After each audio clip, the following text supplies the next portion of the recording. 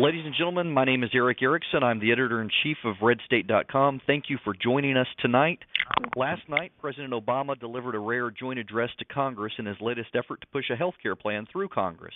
But the Republican Governors Association and Republican leaders across America know many people remain anxious about what's in the proposal and how it's going to impact health coverage and pocketbooks across the country.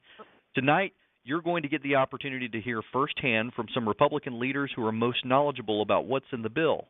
We're joined by Governor Tim Pawlenty of Minnesota, who has repeatedly won in a purple state and battled Democrats in the state legislature to balance the budget without tax hikes. Governor Mike Rounds, who in South Carolina has balanced his budget without raising taxes and has reduced South Dakota's structural deficit. Dr. John Barrasso, United States Senator from Wyoming, who will not only brief us on what the prospects for the bill look like in the Senate, but as a doctor, he's able to offer a firsthand perspective as to what the health care overhaul will mean to the quality of American health care. Representative Mary Fallin has firsthand knowledge of what path the health care bill is likely to take in the House, and she's running for governor in Oklahoma next year, a state where Republicans have a really good chance to win back the governorship. And then Representative John Kasich, running for governor in Ohio as a congressman in the 90s. Representative Kasich chaired the Congressional Committee on Welfare Reform and as the budget chairman helped lead the federal government to a surplus. These congressmen, senators, governors will explain to you how the proposals impact state and federal budgets, how much it will cost, and how it will be paid for. We also want to hear from you guys tonight who are on the phone.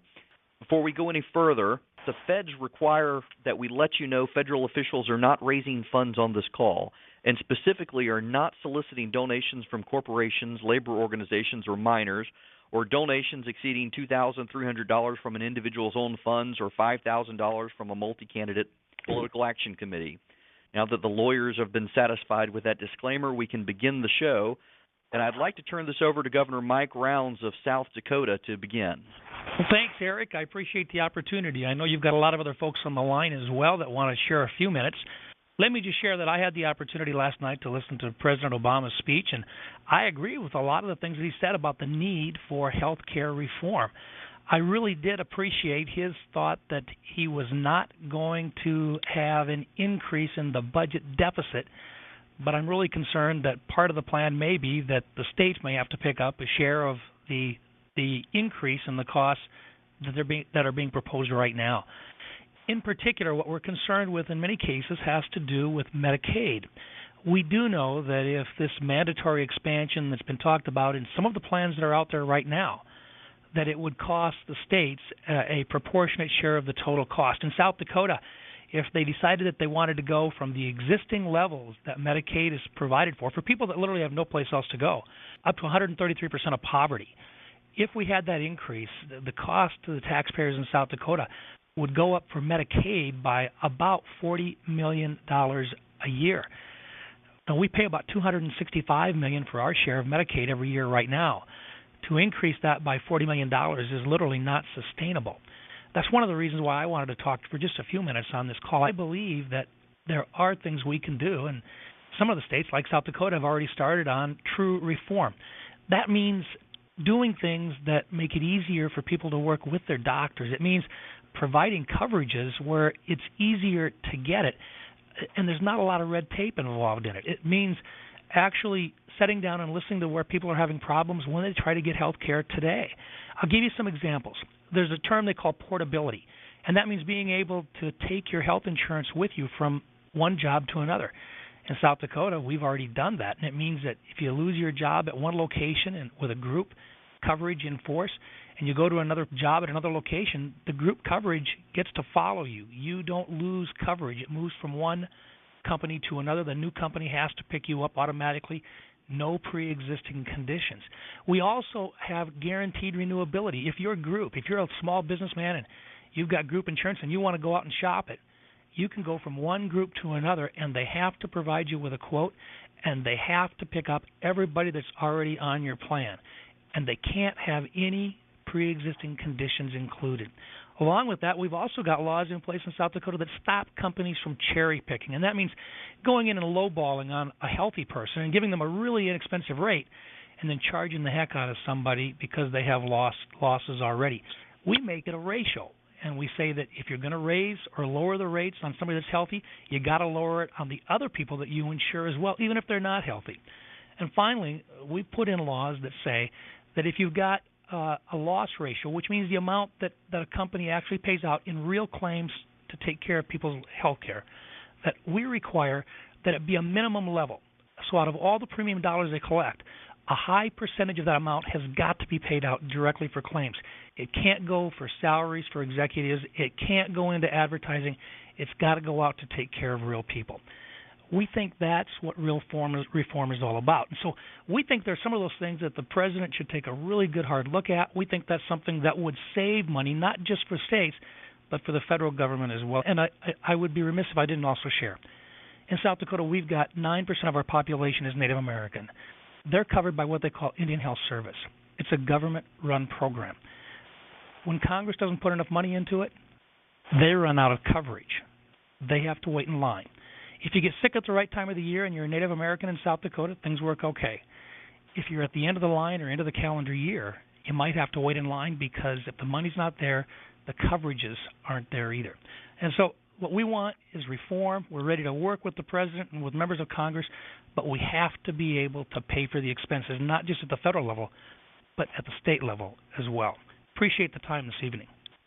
Thanks, Governor. Let's go to Representative Fallin. You're actually there in the trenches in Congress right now dealing with this. If you could let folks know what the status is, where we're headed, and what you see there and on the ground back in Oklahoma. Well, thank you. I was on the floor last night when President Obama came to speak to the United States Congress, and like millions of Americans, I listened very intently to what he had to say. And I just want to make it clear that Republicans do support health care reform. There is no doubt that our nation must work towards lowering our health care costs, improving access to care, maintaining the quality of health care that our nation enjoys, but yet doesn't put a federal bureaucrat between the patient and the doctor. And we have plans. We have lots of different ideas of how we can reform our health care system and do these things. And, of course, President last night talked about his plan to reform our health care system, but to many of us, it's a wrong prescription for health care reform. And let me just say that one of the things that concerns me most of all about the bill that has come forth in the House is the fine print. I know that the Congressional Budget Office estimates that one bill in the House, which is the one that's been talked about so much in our town hall meetings, H.R. 3200, will cost more than $1 trillion over the next 10 years. And, of course, we've heard a lot about deficit spending, and Americans are certainly very concerned about that.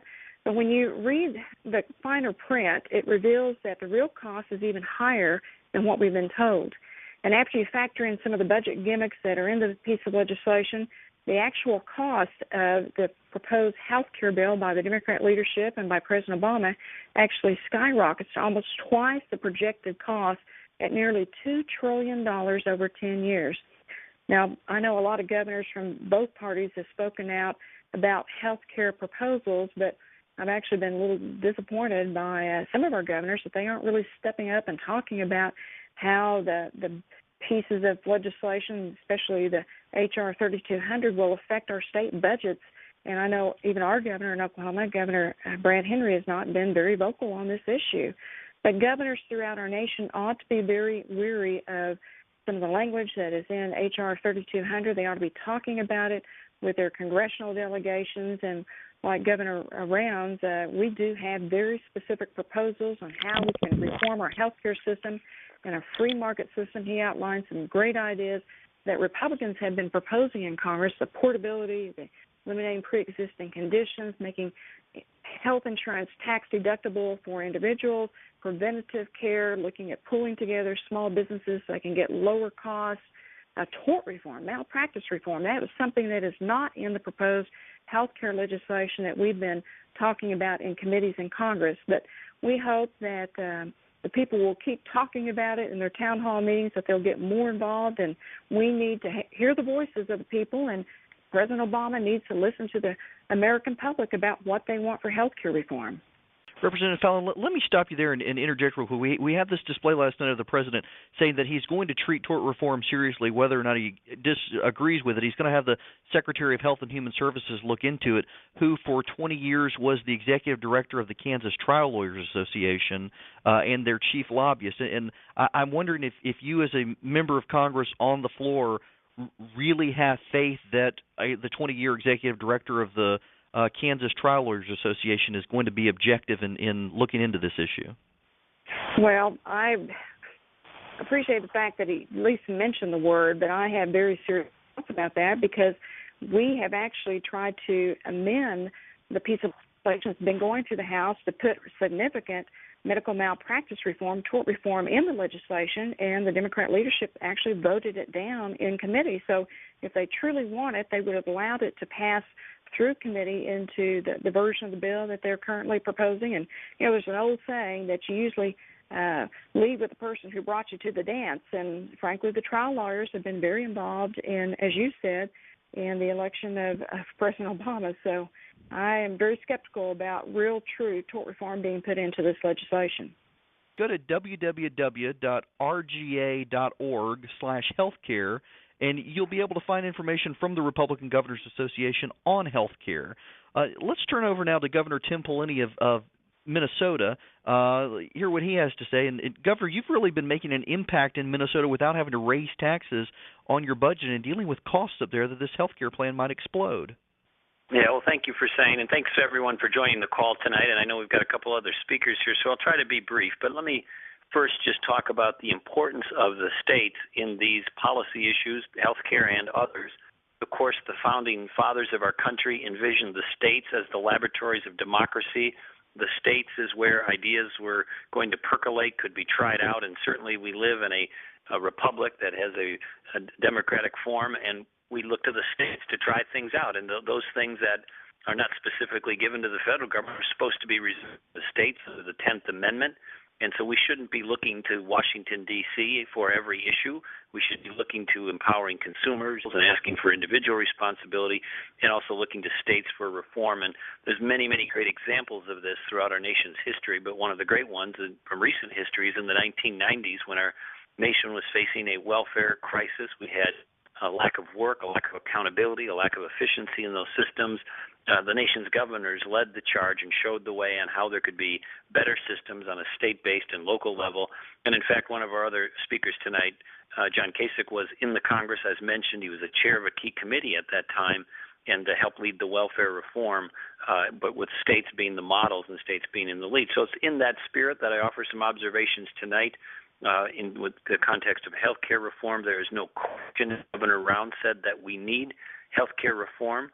Our health care system in this country is on a trajectory that we cannot sustain.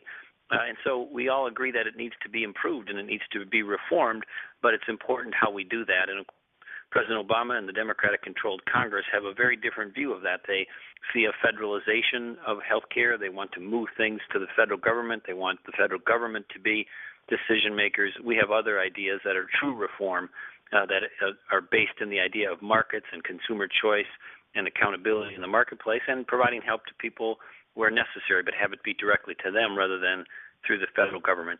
I won't go through all of the ideas, but some of them include these. We have a recent study that indicates that a very good chunk of the health care in this country is medically unnecessary because doctors are so frightened by unnecessary or frivolous lawsuits that they overreact to that and do things that they don't need to do or shouldn't do from a medical standpoint, but are so fearful of the lawsuit. So that's why we need medical malpractice reform. In Minnesota, one of the things we've done in that area is to require if you're going to sue a doctor for malpractice, you have to get another doctor to look at the case before it's filed or at the early stages of it and say, yeah, I agree, malpractice may have occurred here. At least there's reason to believe that. And that at least helps discourage and deter some of the frivolous lawsuits and more. If we're going to have a marketplace, we need price transparency. Right now, it is just too difficult. Governor Pawlenty mentioned Representative John Kasich, who back in the 90s was one of my heroes as the Republicans fought to balance a budget and execute welfare reform. Congressman Kasich is also going to be on the ballot in 2010 running for governor of Ohio. hopefully one of the former and future stars of the Republican Party. Welcome, Congressman Kasich. We appreciate you being on the call. Thank you. You know, I'm very excited to hear the Governor Rounds, the Congresswoman, and Tim Pawlenty, by the way, I think has been just terrific in terms of being in the media, talking about the things that we need to do.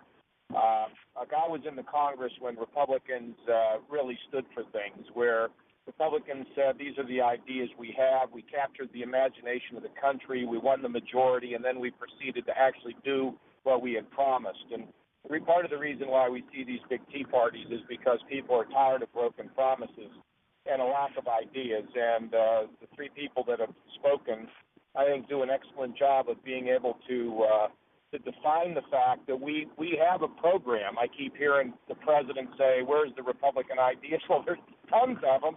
They just won't accept any of the ideas, and that's because the president doesn't agree with the philosophy. I want to say a couple things. I was in the Congress, and I hear the president say, we're going to take the savings to pay for this program out of waste, fraud, and abuse. See, waste, fraud, and abuse is a code word for we don't want to do anything. Anybody who believes that the government can pay for this program out of waste, fraud, and abuse ought to go to bed tonight and check under their pillow and see if the tooth fairy left them anything. The deficit will skyrocket. Americans are very concerned about the level of debt that is being incurred in this country, $9 trillion projected over the next 10 years. And we know that those deficits, that debt, translates into higher interest rates or higher taxes and puts an enormous burden on our kids and puts an enormous burden on this economy. We're going too fast with too many things and turning too many things over to Washington, to a bunch of folks who've never been in business. I mean, we got a lot of people down there making these laws. They never had to meet a payroll. They don't understand what net income is. They don't understand the drive to profits that allow people to hire people. And then, the damage that can be done to small businesses is really serious. In Ohio, we're in a slide. I mean, we're in a death spiral. We've got people leaving this state who are young. We've got successful people leaving our state. We know the engine of growth in this country is small business. The reason why I'm so passionate about small business is because small business people have the heart and the soul of what this country is all about. They understand free enterprise, they understand entrepreneurship, and they will fight for limited government and believe that government should be used as a last resort, not as a first resort. And with this bill, from what I understand, is going to do is, first of all, we're going to have a lot of mandates on small business.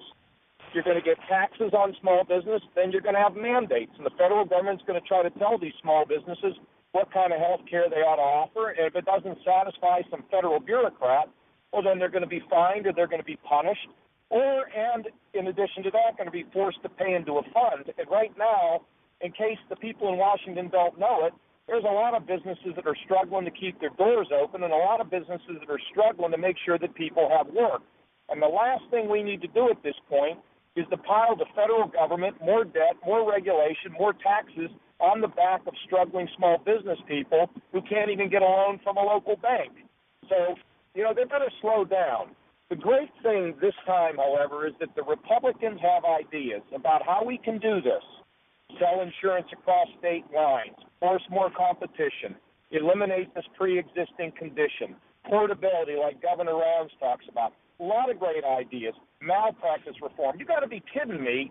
What if we have to study how much we got to rein in the lawyers in this country? We can't even have any legislation. What we're going to do is we're going to study it and have pilot projects? That's ridiculous. That's a cave into the trial lawyers because they put so much money in these campaigns. Folks, we can fix health care. These governors have a lot of ideas. The Republicans in Congress have a lot of ideas. Got to slow down the train. The people at the tea parties, and they are slowing down this train. We can fix health care, but we should not do it by turning this over to the government, hurting our small businesses, mandating everything from Washington. We can get this done. And for those that are on this call, show up at those protests and you let people know how you feel because this is your time. Thanks, Congressman. We've got on the line with Senator Barrasso from Wyoming, who's also a doctor.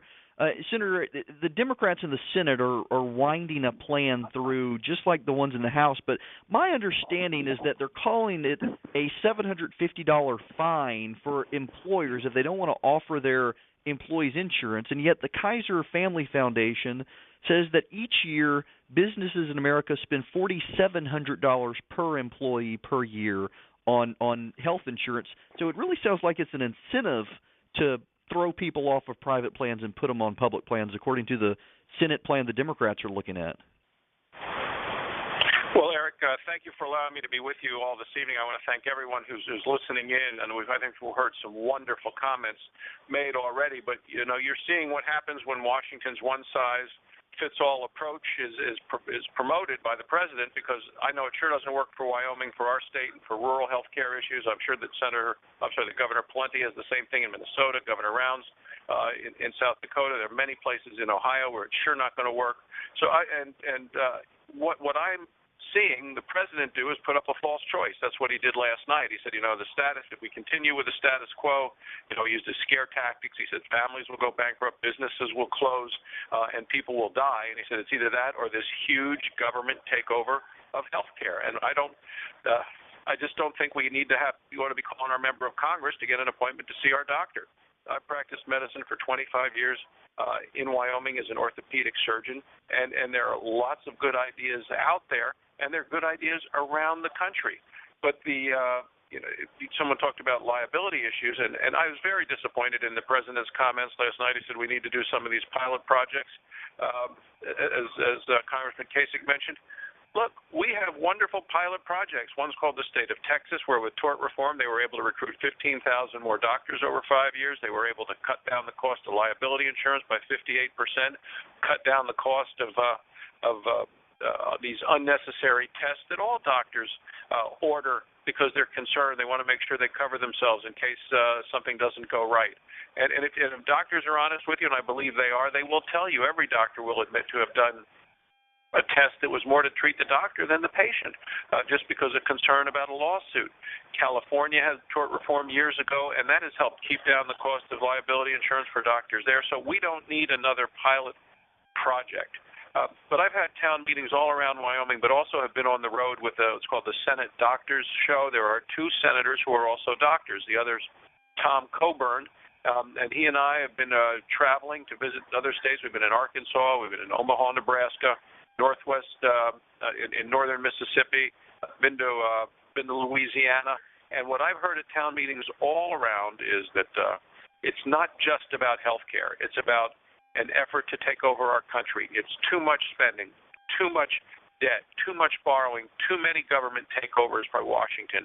And it's as a nation, we cannot afford this. And it's the combination of all the things that are happening, starting with the president's major so-called stimulus package, $787 billion. $100 million a day is the interest on that stimulus package. And then he went with his major earmark package, then a budget that's going to double the national debt in 5 years and triple it in 10. And that was even an underestimation. And then you look at this whole cap and trade, I call it a cap and tax plan that the president forced through the House of Representatives before letting folks go home for the 4th of July. That's the wrong way to do it. You should take the bills home with you, read them, and then visit with people, and then come back and vote. So that's why I was so happy to see things slow down in the summer when the president wanted to get these health care bills passed before the August recess. I said the time for people to hear from folks back home is during the August recess, then come back and vote. So those are the things, and as I listened to the president last night, I just felt that there's much work to be done. We have much better ideas. And when the president referred to his plan, I'd say, let us see your plan, Mr. President. Let us read your plan. We've seen what the House has. We've seen what the Senate has. Let us read your plan. And, he said there, he got a big laugh when he said there remains some details still to be ironed out. Well, it's all in the details. Kathleen Sebelius from the Secretary of Health and Human Services said, don't be distracted by the details. Well, the American people are concerned about the details. I think each and every one of you on this call tonight is very interested in the details and want to know what's in it. And we're certainly going to continue to fight to make sure that the taxpayer is represented and protected, and that the government doesn't take over the health care system, which has served so many of us very well. Senator, you're a doctor. Well, what's more complicated to read, an article in the New England Journal of Medicine or legislation coming out of this Democratic Congress? Well, the medical journal actually has a logical progression to it, and I'm not sure we see that in legislation. And routinely the medical journals don't contradict themselves from one page to the next of the journal, but that does happen with the bills coming out of Congress. And as one of the members of Congress, a Democrat, said, he said, read the bill. Why read the bill? It'll take you 2 days and 2 lawyers to explain it to you. And a bill that takes 2 days to read and 2 lawyers to explain it to you is something that no member of Congress ought to vote for. You shouldn't vote for any of those things unless you understand it. And the American people have a right to expect pieces of legislation they can understand. Amen to that. But Nick from California, you've got a question right at the alley of Representative Fallin and Senator Barrasso. Why don't you go ahead, Nick, and ask your question? Thank you very much. With the massive and confusing issues that we're hearing about daily, how can the average American be assured that our representation is getting through the rhetoric to the issues that our best interests as citizens will be met? Because an old cliche of liars don't figure and figures don't lie, we just don't hear it every day. It's very hard to have faith that we're getting truth from the Democratic administration. And with all of the ploys they could use, I want to be able to help my representation as much as I can to muddle through and get to the bottom and get a good plan that will work for all Americans. Well, Representative Fallin? I think one thing that I would suggest is to go to your congressman's websites, because we are trying to put the different types of health care reform proposals on our website so that you can see what other proposals are out there besides just President Obama and the Democrat leadership's plans are. And we're trying to outline what's in the bill, what's not in the bill. We're trying to be as accurate as possible. You know, the president last night said that he was going to call out anyone who gave out false information, which to me seemed like a little bit of a veiled threat to the American public, that if we said something against his plan that he didn't believe was accurate, he was going to call us out. I don't know what that means, but I have actually been very thrilled at the participation of the American people coming out to the town hall meetings, voicing their concerns, really reading up and re-engaging into the political process, because health care represents 16% of our gross domestic product. It's a huge portion of our industry and our economy, and it's very important as we're talking about a major policy change in how to deliver our health care system that people are engaged in the debate, that they become informed. You can help us by working through the media, by responding to surveys, by writing letters to the editor, by calling into radio shows, by participating in healthcare town hall meetings, and frankly just keeping the pressure up on all the elected officials and staying informed on the issues. Those are ways that you can help us fight this debate and get good information out, and then stand for the things that will really transform our healthcare system and be based on have reforms that are based on competition and market-based reforms. Senator, what say you on this? Well, I think Mary's absolutely right. And early on, when she made her opening statement, she talked about the budget gimmicks that are in this bill. And when the president said this, we will not add one dime to the deficit now or in the future. Very hard to believe that. And even a number of liberal newspapers, one of them this morning called that unconvincing, another called it unrealistic, says he has not really addressed the real issue of how he's going to pay for it. But the budget gimmicks are stuff, and Mary may want to jump in on this. I mean, they're going to collect tax money from day one on this, but they're only going to give services for 6 years. So, they're going to have all the years of the money coming in, but only 6 years of services. Where this gets really expensive is in that 10th year and beyond, where then it's what's coming in versus what's going out, and it goes to $2 trillion and beyond. So it gets very expensive, and they're using every gimmick in the book just to try to get the number under $1 trillion. So I'm completely unconvinced that the numbers are going to work out. And this is going to continue to strap our nation with additional debt, money that is, as Representative Kasich said, we just don't have to spend. We have $9 trillion now, and it's growing. And it is we're looking at a wall of debt, and it's something that is really unsustainable for a nation. Well, Pam Jones from Rutledge, Georgia is on the line, my neck of the woods. I'm from down in Macon. Pam, why don't you ask your question to Governor Rounds, who touched on this with the Indian healthcare situation, which I hadn't heard of before now. Pam, go ahead. What concerns me most is health care rationing. The President and the Democrats keep saying there won't be any, and from everything I've read in the bill and learned about this, there has to be with the Medicare cuts and the adding to the rolls of the uninsured. My grandmother is 96. She's in perfect health, still lives alone in her own home. My parents are 79. Last year, my grandmother fell and broke her hip, and she and her young doctor decided that she would benefit from a hip replacement because of her independent lifestyle and good health. She got that. She recovered in a matter of weeks. She's back living alone again. She went fishing with me and my family last week, and I just don't want to see anybody come between decisions like that she was able to make with her doctor. And I feel at a loss of what I can do. I've been to town halls, I've emailed, I've spoken with my congressmen. They are all Republicans. They've all assured me that they are not going to vote for this bill as it's written. And I'm just sort of feeling discouraged when I hear they're going to ram this thing through, regardless of what we the people want. Well, first of all, let me just share with you that I think all of us have backgrounds with family members that have gone through tough times and in which health care was something that was very critical to them and to their families. And when that happens, and particularly as people get older, there's always the question of whether or not they have enough coverage and whether or not things are going to work out and so forth.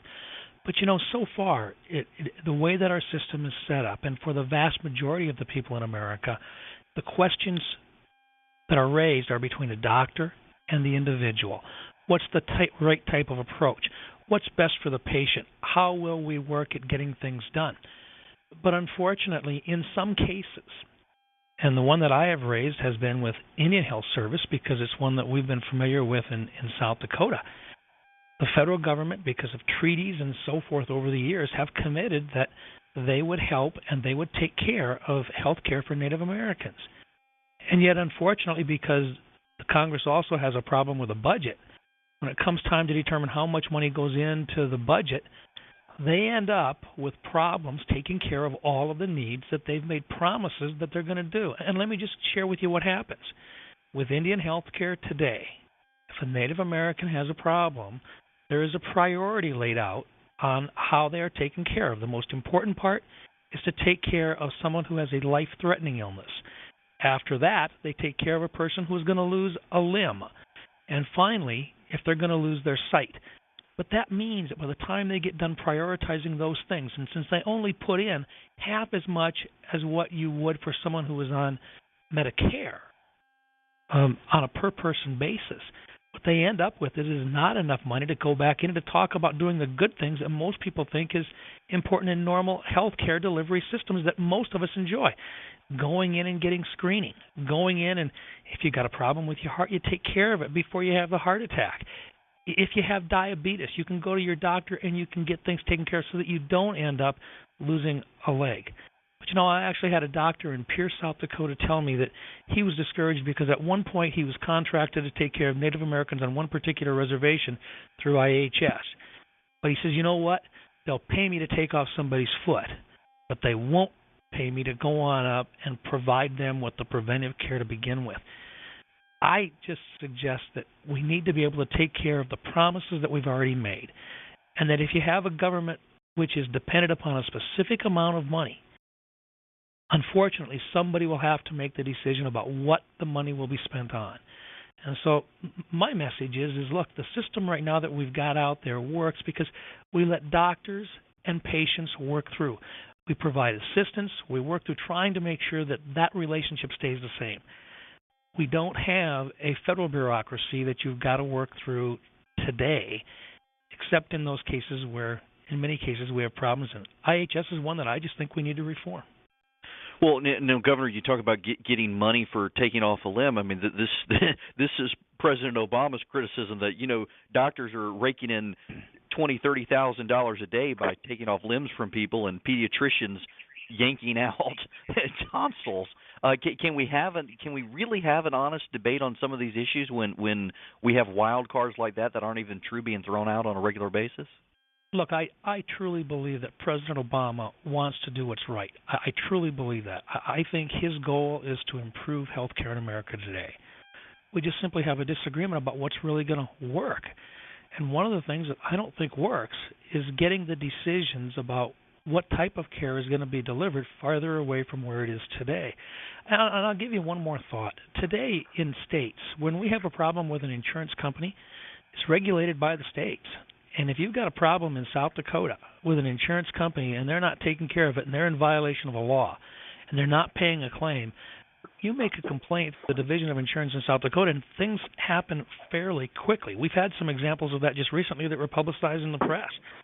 At the same time, once you get past that point, and if you start deciding that a federal regulator is going to start making those decisions on a larger basis, you get farther away from taking care of the individual's needs. And that's the part that I have a real concern with. I want to see reform, but I want to see it based upon success stories in the states.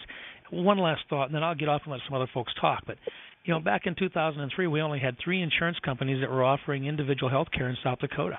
We went to work and we found out what the problems were. We found out why they were having a tough time and what the rules were that we were putting in South Dakota. We changed them. We fixed them. Today we have 18 separate companies that know the rules, and they're marketing individual health policies in South Dakota. That's the kind of a turnaround that a competitive market will provide. More opportunities for people to go on out and to shop for a good plan. And once they get it, they can keep it. Thank you, Governor. I'd like to, Judge John Kasich, I'd like to jump in and say something to the lady, because what she's worried about is they're going to ram this program through anyway. And, ma'am, I want to say to you that the one thing we're finding out is that elections have consequences. And, frankly, I think what happened at a period there, in the last few years is that Republicans lost their way. And our base became pretty depressed. And they did not turn out in that last presidential election. And the president promised a middle agenda, and what we're finding is a lot of buyer's remorse. What they thought they were getting, they don't think they're getting anymore.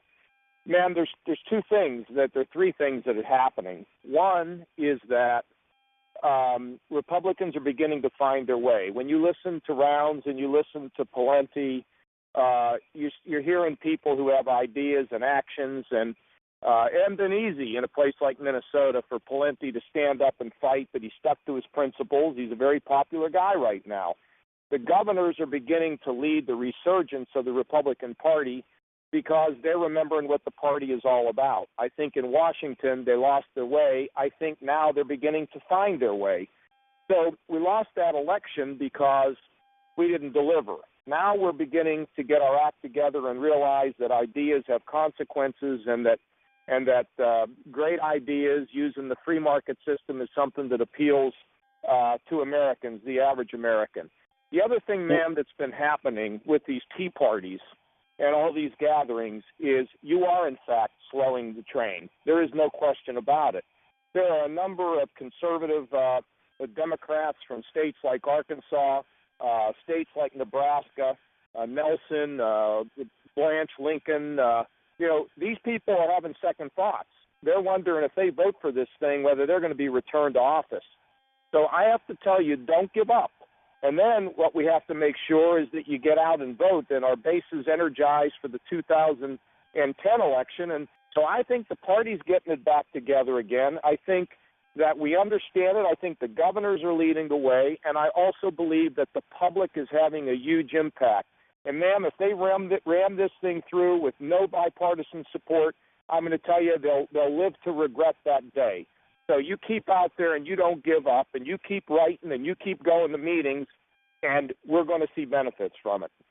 Well, Congressman, what you're saying plays directly into Pam from Ohio, hopefully a future constituent of yours who's got a question right on this point. Pam, you're on with Congressman Kasich.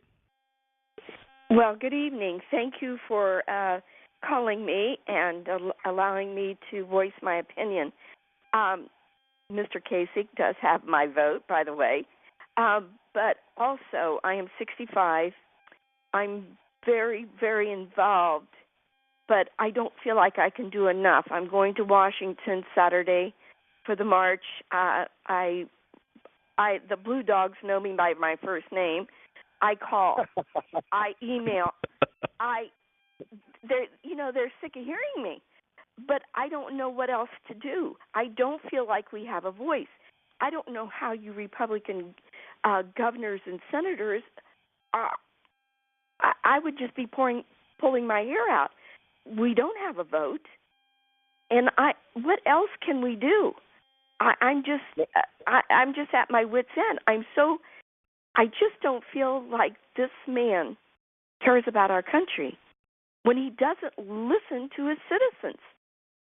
I mean, I think, yeah. Now, let me just say, I think he does care about his country. He just has a different philosophy. But listen, man, believe me, things are slowing down on this front. People are speaking up, and even the Reagan Democrats are starting to stand up and say, wait a minute, I don't understand what's going on here. The independents now are riled up, and I'll tell you one thing that President Obama has done that no one else has done since Ronald Reagan. He's united the Republican Party. I mean, I think that's a miracle in and of itself. So, look, don't get discouraged. Just keep at it. And to everybody on here, don't give up. You know, these things go in cycles, and remember that elections have consequences. And we just got to get out there and pitch our folks, and, you know, we'll be okay. But it's a little bit of a scary time with all the debt and all the government programs and all the spending. But we're a resilient country, and we're building some great leaders. You do your thing. We'll all do ours, ma'am. We'll be okay. Okay. Thanks, Pam, for the phone call. Let's go to Randy in Las Vegas, Nevada, has a question for Representative Fallin. Yeah, I was just wondering why a Republican has not introduced a bill in Congress to let the health insurance go across state lines similar to auto insurance.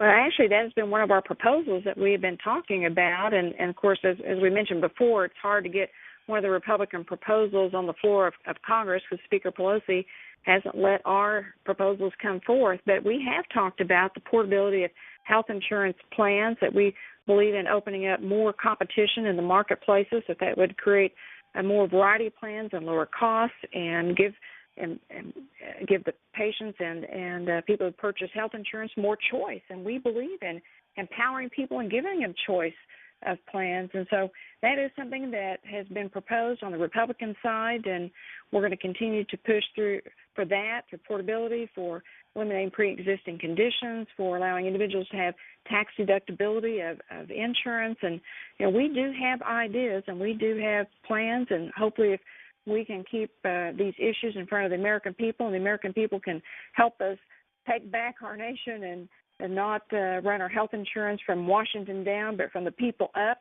and what type of health insurance reform we want, then we hopefully can get something done and not let something be rammed through that's a big government takeover of our health care system. Well, folks, while we're on the call tonight, please keep in mind that you've got people like Representative Kasich, Representative Fallin here. They're running for governor in Ohio and Oklahoma. These are the people who are waging the fight on the front lines of democracy and standing for liberty, but they need your help.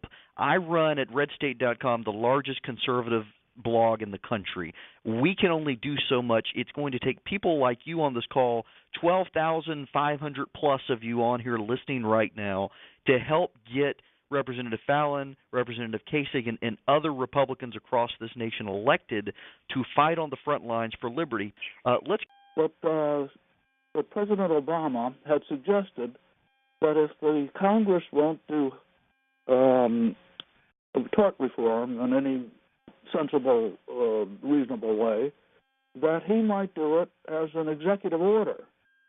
Now, I personally have my suspicion that this is just blowing smoke at the issue, but I'm curious as to whether Senator Barrasso has any feel for that. And the other thing I wanted to mention was that I went through, I'm convinced that tort reform is absolutely essential if we're going to get cost control on our healthcare system.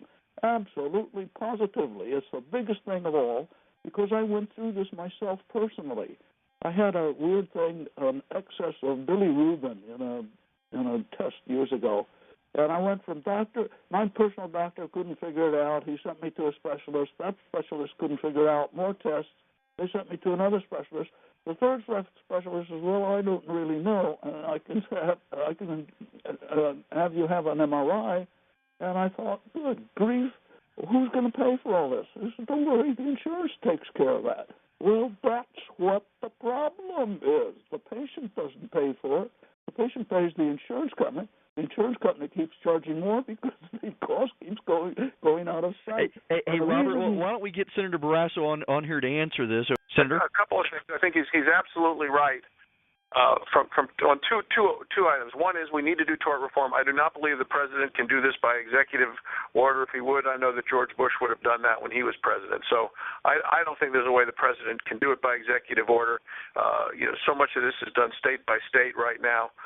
And what he also said, which was a key point, is that is who is actually paying for many of the medical decisions and medical costs generated in this country. And there's a separation between the money being spent and the individual patient, in the sense that as an orthopedic surgeon, I'd have people come in by the end of the year and say, I'd like to, have this, my knees bothering me or my shoulder, and I want to get it fixed by the end of the year because it's a free operation. I've met my deductible, and I need to have it done before the first of the year. When patients would come to see me, and if I'd suggest an MRI or a CAT scan, as that gentleman just said, the first question people usually ask is insurance going to cover it? If insurance is not going to cover it, then they get to the question of how much is it going to cost? Because I think people are very smart about their own money, but aren't so focused on when it's other money being spent, whether government money, insurance company money. And so he makes two wonderful points, that we need to do liability reform to help injured people. We need to make sure they're cared for, but 2/3 of the money just goes to the system, doesn't go to the injured party. It goes to expert witnesses. It goes to the lawyers. It goes to the system. So we need the money directed where it goes. We need it there quicker to those who are injured. And we just need to try to eliminate some of this incredible amount of expenditure on these unnecessary tests and procedures that are aimed more to help the doctor protect himself or herself from a suit than to actually help the patient get better. Zach from Minnesota, I want to put you on the line. You get a chance to talk to your governor here tonight and ask him a question. Zach, how are you?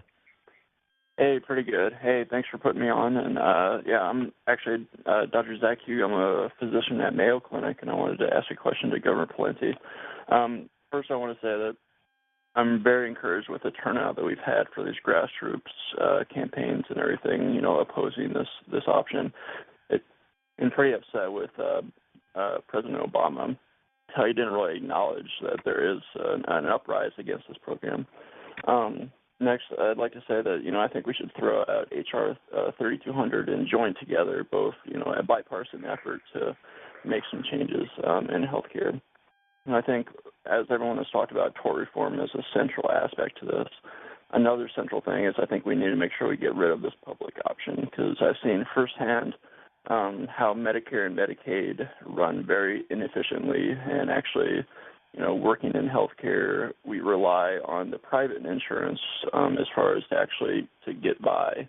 And there's several different regulations that make you be able to spend less time with your patients, and just a ton of regulation that pretty much gets you away from the reason you went into healthcare, is to actually be with the patient.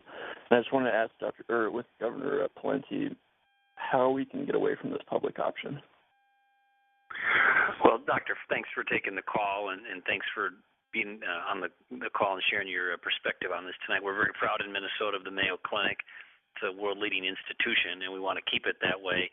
And the way we're going to defeat the public option is to make sure we do those things to point out that it's a bad idea. And the public has figured this out. Now, the only question is whether the Democrats are going to try to ram it down our throat. They realize that the public realizes that the rationale for a public option, which is stated as we have to keep the private sector honest by having the federal government compete with them directly is ludicrous. I mean, what are we going to do when we have prices for toilet paper and for life's necessities? Are we going to have a government-run Target or a government-run Walmart to keep the retailers honest? If we don't like the price of corn, are we going to have government-run corn farms? I mean, it's ridiculous. We do not have in this country a tradition of the federal government coming in and competing directly with private enterprise for the purposes of the stated purposes of keeping them honest. That is frightening. It is ludicrous. It's a bad idea. And the country has figured that out and is against it. And so we need to translate that popular sentiment against that plan into congressional action, which is to defeat the plan. Now, I think that is going to happen, but we can't rest on the work that's been done so far. We got to keep pushing. And Congressman Kasich and the other speakers said it very well. We cannot quit. Nothing is inevitable. The pendulum is swinging back our way on that issue and others. But we need to be persistent. Diligence matters, and we can all do something. So I'm just a big believer, and we've all been given some gifts, some resources, and some abilities. It matters who the president is. It matters who's in Congress. It matters who your governor is. Elections have consequences. All of us, I think, are called to and have a responsibility to use some of what we've been given to try to help this country, to help our states, our communities. And I think public service is noble. We need to pull alongside people who are deserving of our support and support them. To be very blunt about it, it's a bad idea. We need to keep calling that out. President Obama wants to call out things. Well, let's call this one out. The public option is a bad idea. And he needs to also, by the way, change his slogan from change we can believe in to change we can afford. And this thing is a budget-busting monstrosity, and it's a crock. So sorry about my long-winded dissertation, but that's how I feel about it. And we'll turn it back to more questions. Representative Fallin, if you could jump in here and let Russell ask his question, you would probably have the answer to this. Okay. Yes, thank you. I'm starting to hear a lot of Republicans conceding that we need to cover pre-existing conditions, and I've heard some insurance industry people speaking today saying that would actually kill the insurance industry and drive up costs for everyone else. Is there any experience that covering pre-existing conditions would not do those things that are negative? Hey, well, this is Mike Rounds. Can I try to answer that one a little bit? Yes, thank you. Look, in South Dakota, we have reforms that include covering pre-existing conditions, but we require that they already have had insurance through another location, and when they transferred from one company to another, their pre-existing conditions were covered during the transfer, and that's part of what they term portability. Along with that, if you move your entire group from one group plan to another group plan, anybody that has a pre-existing condition and they've already been in the system and they're already paying premiums, they can move from one company to another, and when they do that, the company accepting them recognizes as part of the risk that there are people there with pre-existing conditions. The problem comes in when you start adding in people to the system with the hazard that they don't have to buy insurance and don't have to put any dollars into the system to help share the cost until they actually get sick. It's kind of like waiting until the house is on fire and then deciding that you're going to go buy insurance on your house. You can't do that, because then you're not spreading the risk, and all you're doing is taking advantage of everybody else that's paying into the system. So if you were going to go to the point of saying we're going to cover everybody for pre-existing conditions, then you have to make the political decision that you're also going to expect that everybody is going to have to be covered all the time. And then you basically eliminate the term pre-existing because everybody's got coverage. And the challenge then is how do you enforce that on people that literally don't have any money or decide that they're just not going to participate? Representative Fallin? Well, I wanted to speak on something else a few moments ago when we were talking about the public plan and the public option, just to add a little bit.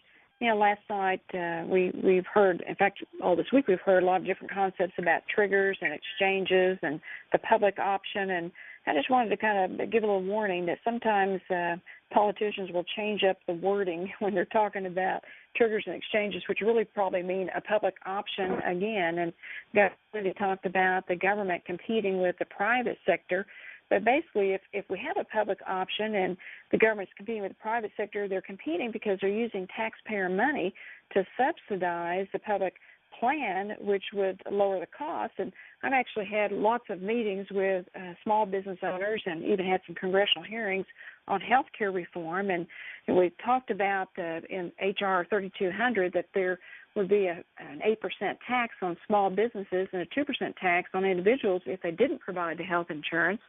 And I've actually had some small businesses tell me that if they had to choose between paying for their current health insurance in the private sector market versus paying an 8% subsidized tax, new tax that is subsidized by the taxpayers, that they would drop their private insurance and move towards a government plan. And so we've actually had some of the members of Congress, like Congressman Barney Frank, who has been publicly stated that, you know, the way you get to a single-payer system is first offering a public plan because people have dropped their private insurance and moved towards a government-subsidized system.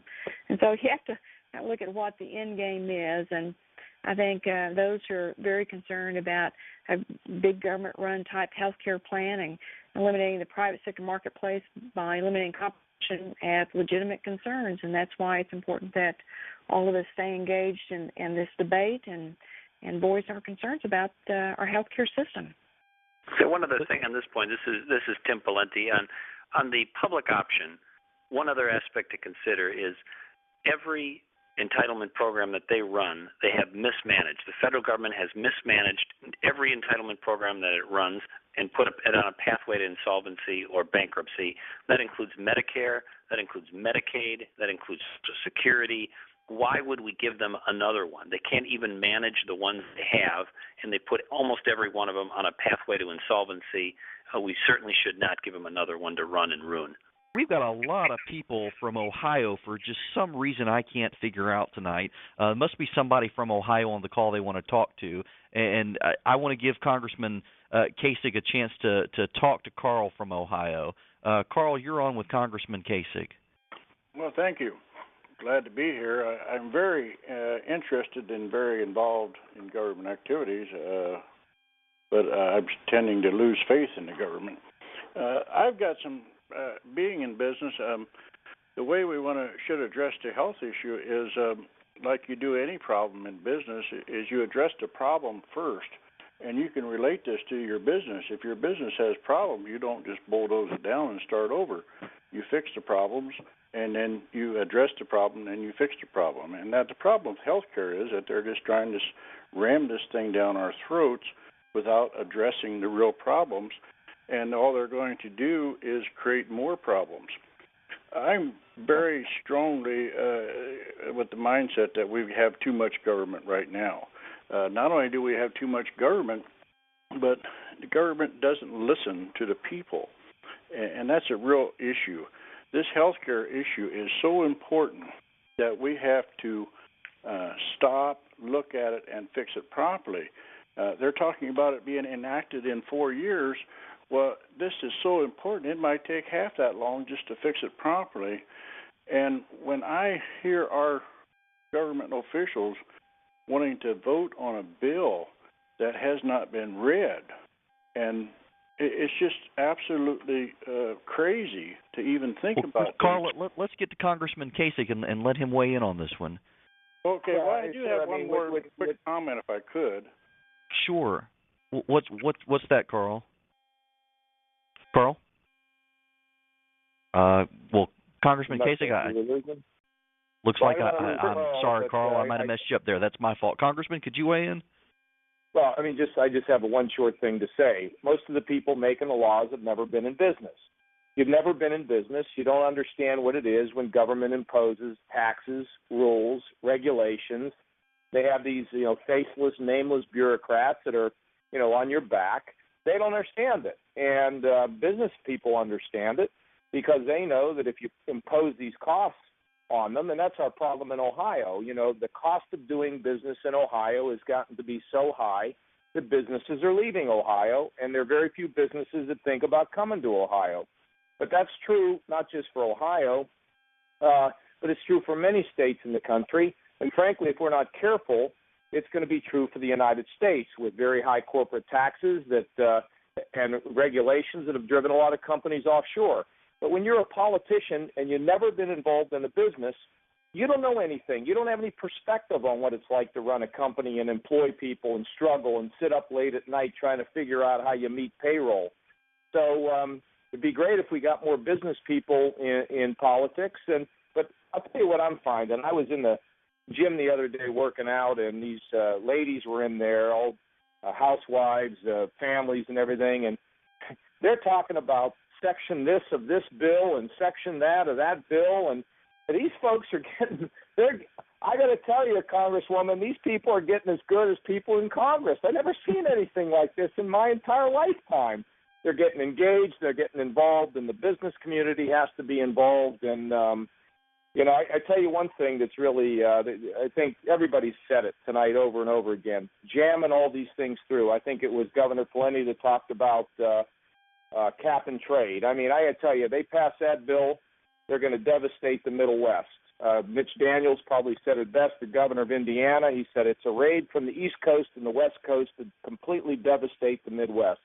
We got to slow down the train. And folks, we just keep doing it together, and we'll get there.